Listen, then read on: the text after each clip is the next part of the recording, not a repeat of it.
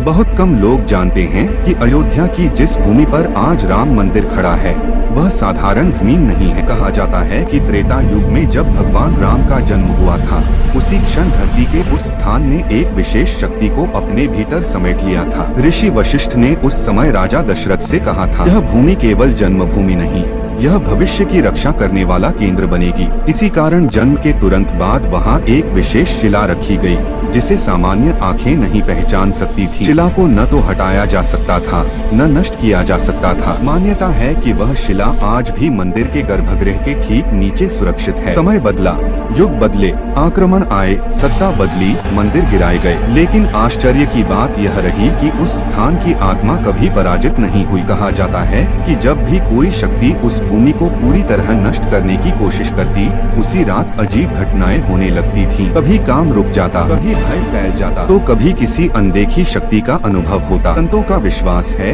कि उस स्थान की रक्षा स्वयं हनुमान जी करते रहे, इसलिए वहाँ राम नाम कभी बंद नहीं हुआ। दीपक बुझाए गए, लेकिन फिर जल उठे, पूजा रोकी गई, लेकिन श्रद्धा जीवित रही। सदियों बाद जब मंदिर निर्माण का समय आया, तो एक और रहस्य सामने आया। मंदिर की रचना ऐसी की गई कि साल के एक विशेष दिन सूर्य की किरणें सीधे गर्भगृह तक पहुँचे। वह दिन है 22 जनवरी। मान्यता है कि त्रेता युग में इसी काल में भगवान राम के जन्मस्थल पर सूर्य देव ने अपनी विशेष किरणें अर्पित की थी।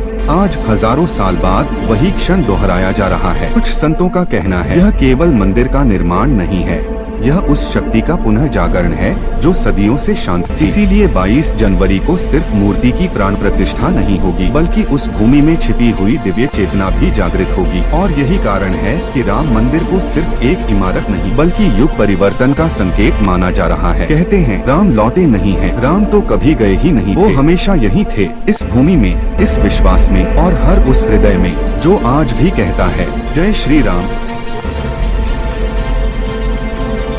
और भक्त सनातनी चैनल को सब्सक्राइब करना ना भूले।